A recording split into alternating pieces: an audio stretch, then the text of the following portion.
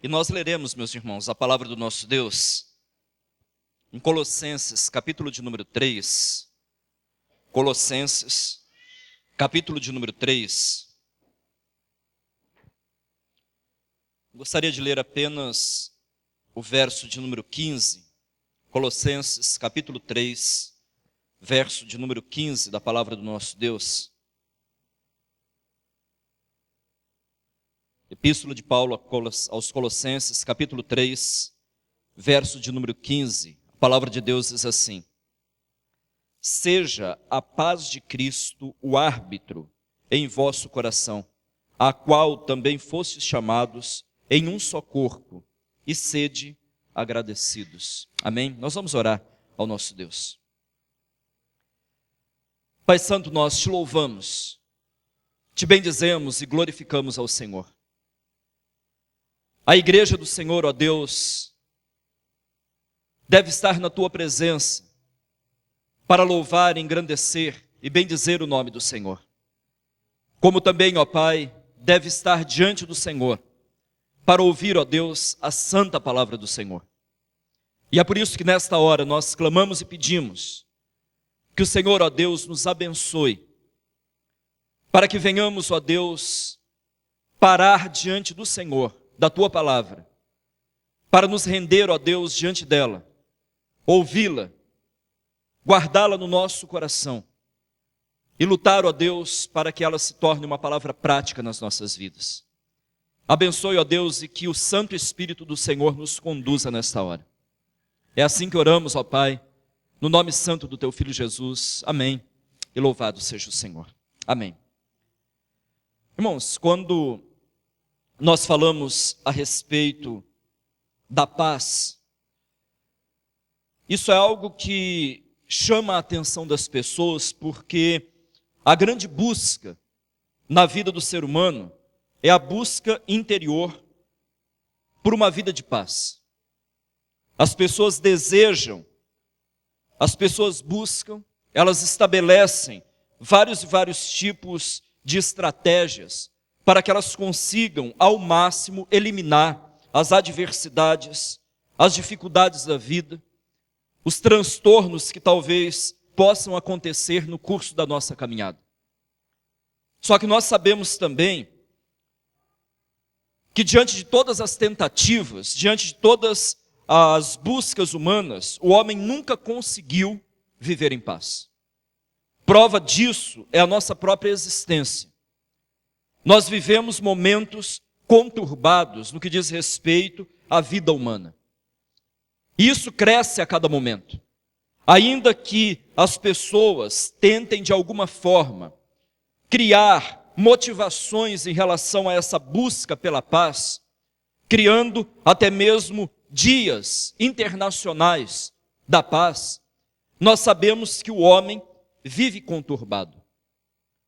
É exatamente por isso que Cristo, quando falou a respeito disso para os seus discípulos, ele disse: olha, eu deixo-vos a paz, a minha paz vos dou, mas eu não vou lá dou como o mundo a dá. Quando Jesus fala isso, ele já está descartando a possibilidade de que qualquer tentativa humana, no âmbito desse mundo, possa trazer ou estabelecer a paz para as pessoas. E é por isso que ele chama os seus discípulos, e é por isso que a palavra de Deus também nos chama a compreendermos o que verdadeiramente é a paz. E onde nós podemos encontrar a verdadeira paz. E quando nós olhamos para a palavra de Deus e lemos, por exemplo, esse texto que Paulo fala no contexto da epístola aos Colossenses, quando ele diz assim, olha, seja a paz de Cristo o árbitro em vosso coração. Esse texto está situado no contexto em que Paulo fala que nós devemos nos revestir como eleitos de Deus.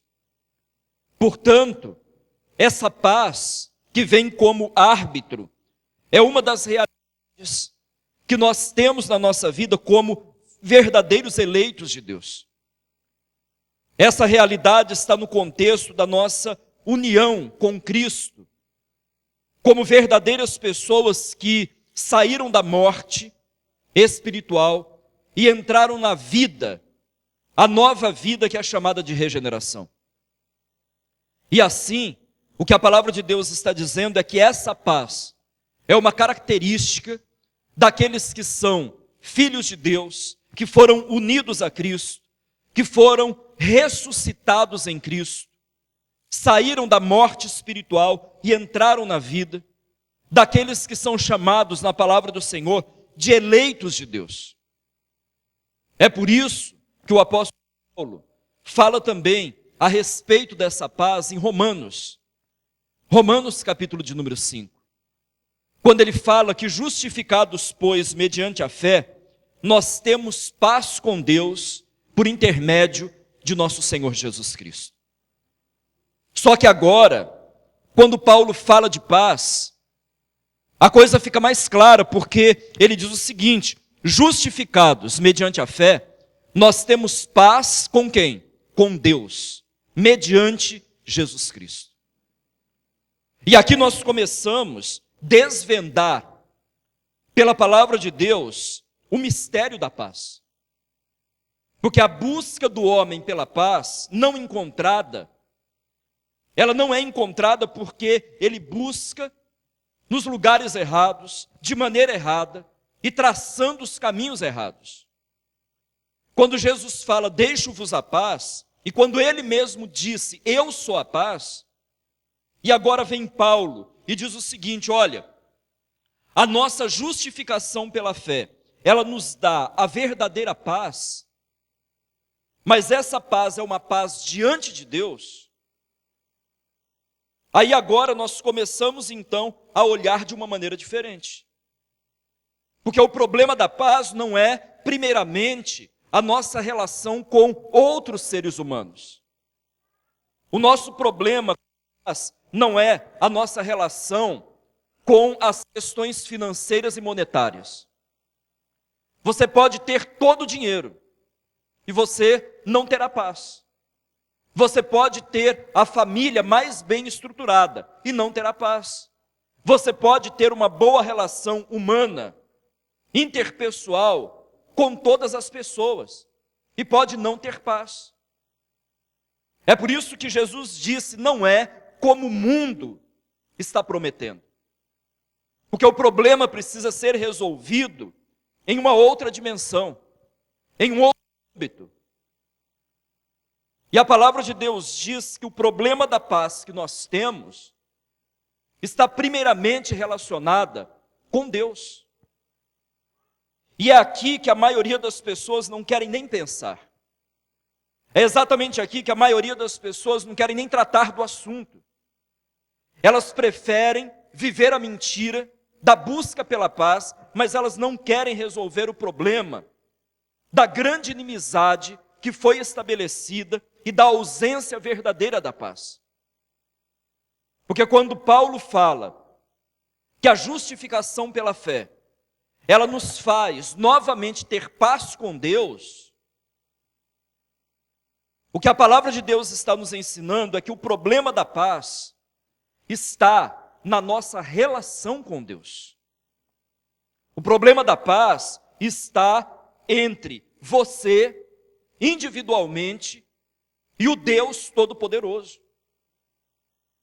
Porque a própria palavra de Deus também diz que o homem no pecado, por natureza, ele não só é filho da ira, como também é um inimigo de Deus. Essa palavra, ela é assustadora para algumas pessoas.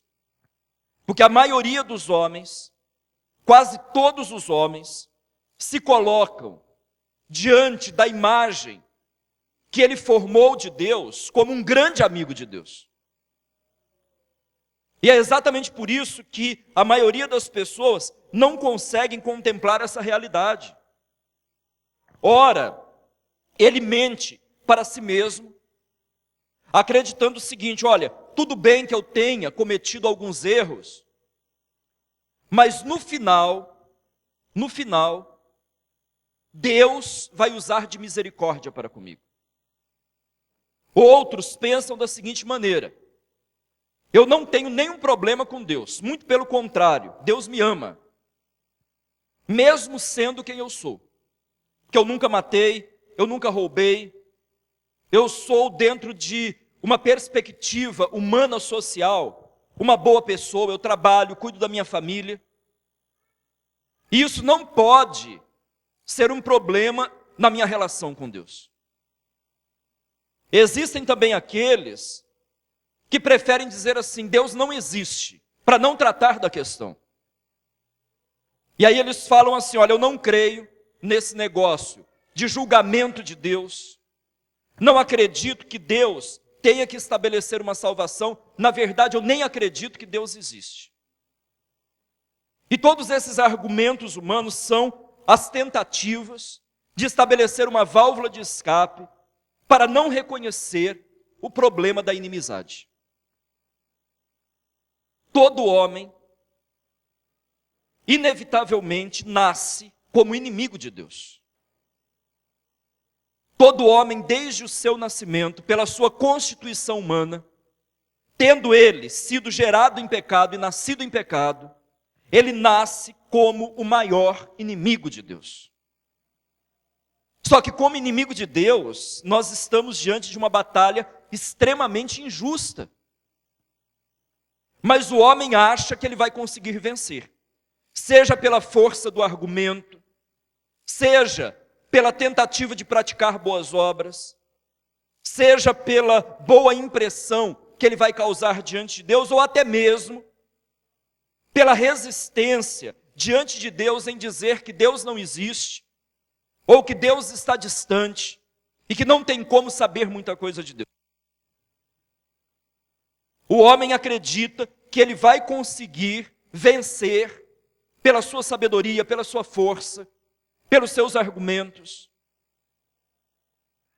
E a palavra de Deus, ela diz o seguinte: que se não resolvermos o problema, continuaremos perturbados no íntimo do nosso coração, na nossa mente e na nossa vida. É por isso que Paulo fala no capítulo 3 de Romanos, que todos os homens carecem da glória de Deus. E essa carência não pode ser suprida, sanada, se o homem não resolver o seu problema de inimizade com Deus.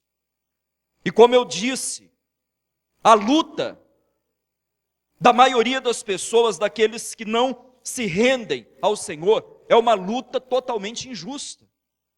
Porque no final, Deus ainda está dando tempo, mas no final, o grande martelo de Deus será batido e a sentença será extremamente justa. Nas grandes guerras, quando existia inimizade entre aquele que era mais fraco e um rei mais forte, existiam algumas estratégias. A primeira era o acordo. Era a pessoa chegar e ir diante do rei mais forte e falar o seguinte: olha, eu me rendo, não me destrua, não me mate, eu te sirvo. Estabelecia-se o acordo. Com Deus, isso não existirá. Porque você não tem capacidade, e nós não temos suficiência para dar a Deus aquilo que Ele exige de nós. Nas guerras, existia também a possibilidade de uma coligação de forças. Se você é um império mais fraco, você buscaria aliados, e talvez isso poderia te fortalecer e intimidar aquele rei que lhe ameaçava. E o que eu estou dizendo é exatamente isso. O homem no pecado, ele está diante de uma batalha, e não é só uma ameaça, ele está diante de uma sentença de morte, diante da qual ele não terá absolutamente nenhuma chance. Qualquer pessoa que chegar ao final da sua vida como inimigo de Deus, ele receberá a sentença justa da punição diante do Senhor. Vocês estão entendendo por que Paulo fala: seja a paz de Cristo o árbitro no vosso coração?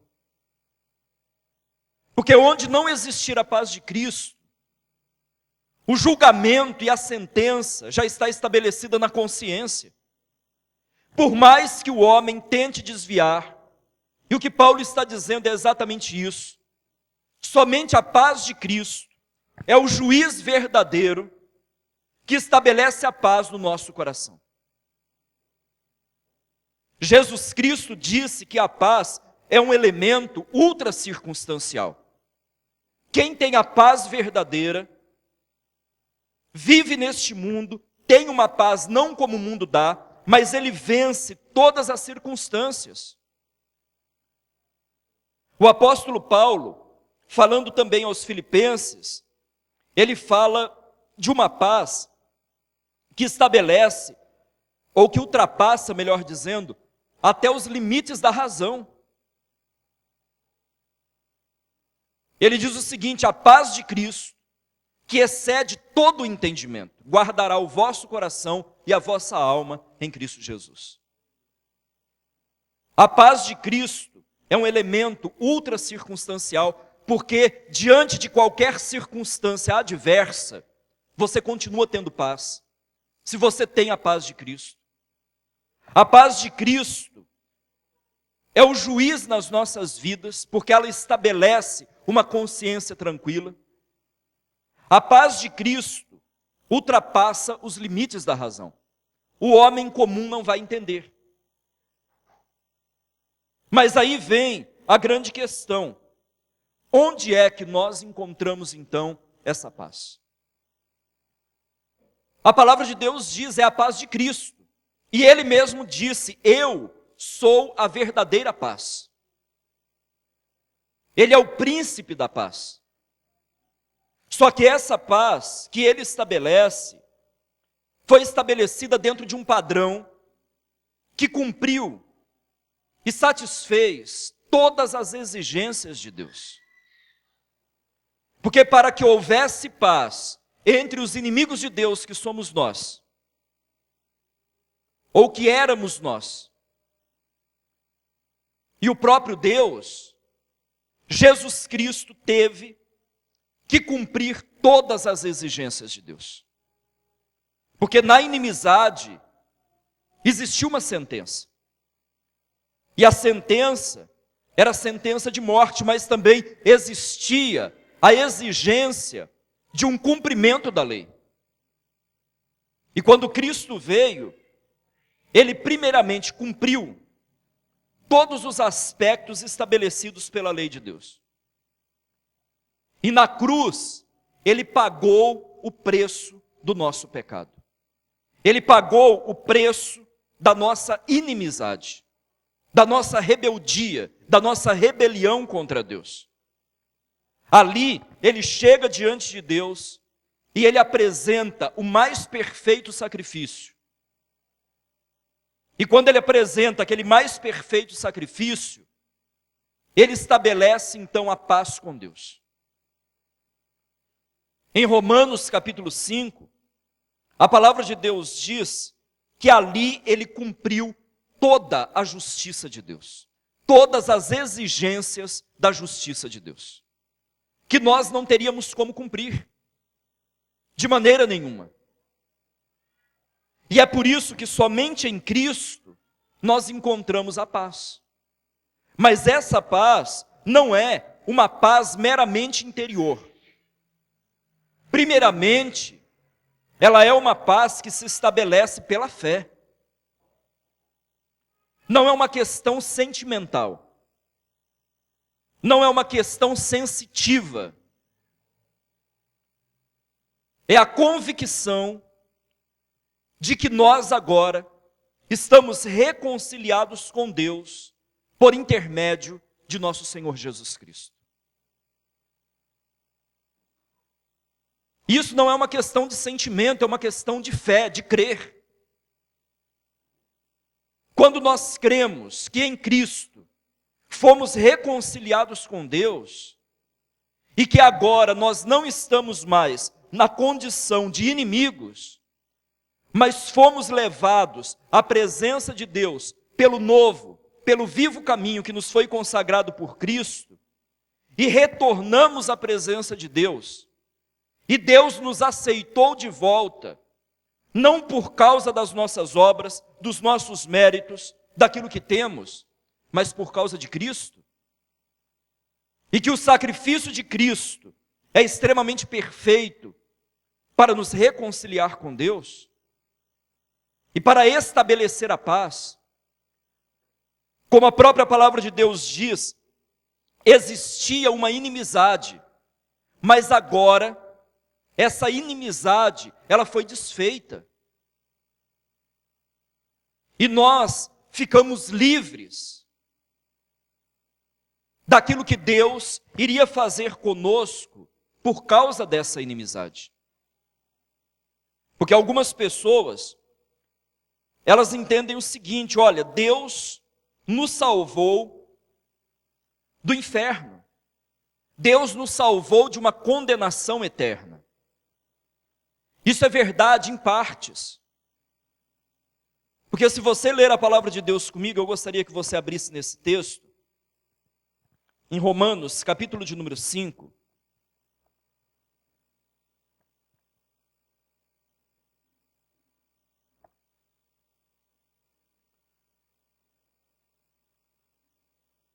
A palavra de Deus diz assim: justificados, pois, mediante a fé, temos paz com Deus por intermédio ou por meio de nosso Senhor Jesus Cristo, por intermédio de quem obtivemos igualmente acesso, pela fé, a esta graça, na qual estamos firmes e gloriamo-nos na esperança da glória de Deus.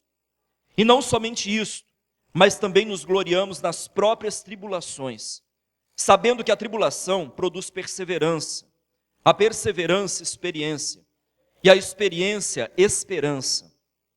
Ora, a esperança não confunde, porque o amor de Deus é derramado em nosso coração pelo Espírito Santo que nos foi outorgado. Porque Cristo, quando ainda éramos fracos, morreu a seu tempo pelos ímpios. Dificilmente alguém morreria por um justo, pois poderá ser que pelo justo alguém se anime a morrer, mas Deus prova o seu próprio amor para conosco, pelo fato de ter Cristo morrido por nós, sendo nós ainda pecadores. Logo, muito mais agora, sendo justificados pelo seu sangue, seremos por ele salvos da ira. A palavra de Deus diz que Deus nos salvou por meio de Jesus Cristo. Resumindo tudo que nós lemos aqui, Ele nos salvou por meio de Jesus Cristo da sua própria ira. Porque a ira de Deus era a sentença determinada para aqueles que eram inimigos de Deus. Continue lendo comigo, porque se nós, quando inimigos, fomos reconciliados com Deus mediante a morte de seu Filho, muito mais, estando já reconciliados, seremos salvos pela sua vida. E não apenas isto, mas também nos gloriamos em Deus por nosso Senhor Jesus Cristo, por intermédio de quem recebemos agora a reconciliação. A base, o fundamento da verdadeira paz é Jesus Cristo. Com a sua justiça e com a reconciliação que Ele estabeleceu entre nós e o nosso Deus. Mas como Paulo fala em Romanos capítulo 5, e lemos agora, nós só podemos ter essa paz por meio da fé em Jesus Cristo. E é exatamente essa fé verdadeira que poucas pessoas conseguem acertar por ela, porque o caminho é estreito. Porque para viver essa fé, primeiramente nós temos que negar a nós mesmos. Primeiramente nós temos que reconhecer que verdadeiramente, no pecado, éramos inimigos de Deus. Temos que reconhecer que no pecado estávamos destinados a sermos condenados pela ira de Deus. Temos que reconhecer que toda a nossa bondade não satisfaz a justiça de Deus. Temos que reconhecer que as nossas melhores obras, as nossas melhores, são absolutamente nada diante do Senhor. E temos que reconhecer que somente Cristo, com o seu sacrifício, o caminho, como a palavra de Deus diz aqui, por intermédio de quem obtivemos o acesso à presença de Deus, por meio da graça que está em Cristo. E aí nós temos que nos despir de todos os nossos argumentos, de todas as nossas razões, de todas as nossas tentativas humanas, e temos que nos render a Cristo, pela fé, e dizer para Ele só uma coisa: Jesus, somente o Senhor pode me salvar e me dar a paz verdadeira. Porque do contrário, eu continuo sendo inimigo de Deus. Isso é fé verdadeira.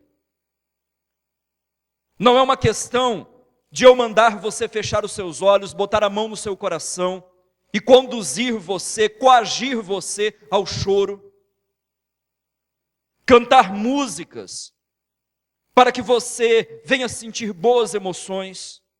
É uma questão de fé. A fé você não sente, a fé você não vê, a fé é a firme certeza de coisas que se esperam, a forte convicção daquilo que nós não vemos, não sentimos, não cheiramos. Não tem como você voltar à presença de Deus se não for por meio da fé em Jesus Cristo. E quando nós temos a fé verdadeira, mesmo em meio a toda tribulação, mesmo em meio a toda angústia, aqui eu estou dando para cada um de nós, para mim e para você, através da palavra, o caminho verdadeiro da paz, da alegria, da satisfação e da esperança. Porque nesse texto que nós lemos, e no qual eu estou concluindo, esse pensamento que a palavra de Deus nos traz, o apóstolo Paulo, ele mostra aqui que essa paz nos dá 3 razões poderosas de alegria. A palavra aí é se gloriar, só que essa palavra ela pode ser substituída por se alegrar, com uma alegria que nos leva a glorificar a Deus. E ele diz o seguinte: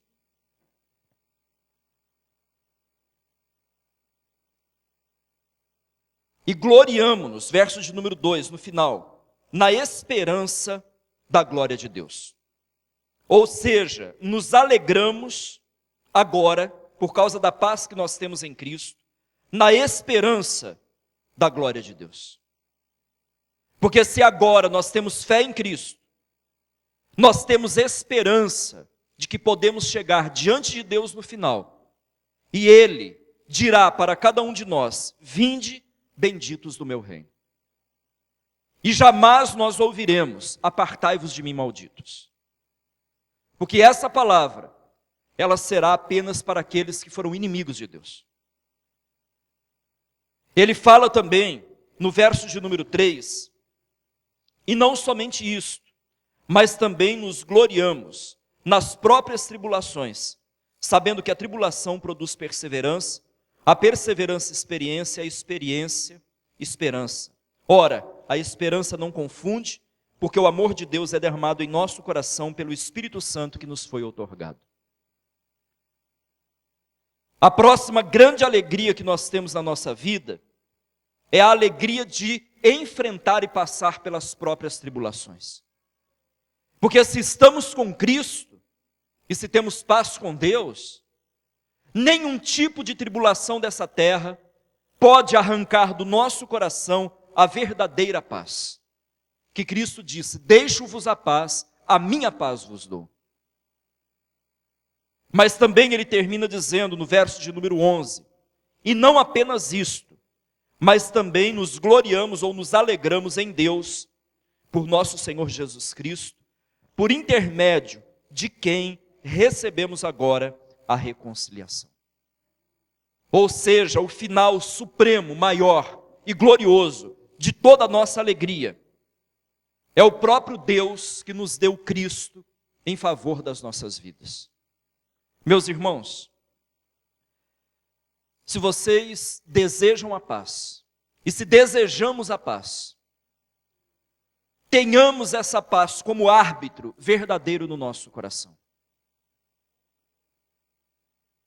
Mas que não venhamos acreditar que exista outra possibilidade de paz fora de Jesus Cristo. Se você ainda está tentando encontrar paz, satisfação, alegria, realização, através de qualquer outra coisa, fora de Cristo, nessa noite eu quero dizer para você, retorne a sua mente, o seu coração para Jesus Cristo. Se arrependa. Creia nele, porque somente ele é a nossa paz. Somente ele pode nos dar a paz que nós não vamos encontrar em nenhum outro lugar. Que Deus possa nos abençoar, não apenas no entendimento, mas na fé verdadeira em relação a isso que nós estamos aprendendo.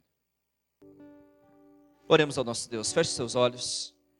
Ó Pai Santo, nós te louvamos e te engrandecemos pela palavra santa, poderosa do Senhor, que nos garante que em Cristo nós temos, ó Deus, livre acesso, reconciliação e paz verdadeira na presença do Senhor. Agora, ó Deus, reconciliados, nós não temos, ó Deus, mais nenhuma inimizade.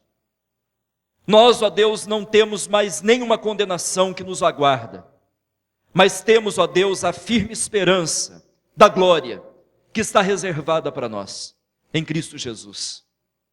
Temos, ó Deus, a grande alegria de passar por todas as dificuldades, tribulações, angústias, perseguições, porque sabemos, ó Pai, que enquanto estamos aqui, o peso de glória cresce sobre as nossas vidas à medida que passamos pelas tribulações. E isso, ó Deus, nos dá experiência, esperança, perseverança cada vez maior na Tua presença. E Pai, nós nos gloriamos, nos alegramos em Jesus Cristo nosso Senhor, pois Ele, ó Deus, nos reconciliou na presença do Senhor. Ó Pai, abençoe a vida da Tua igreja.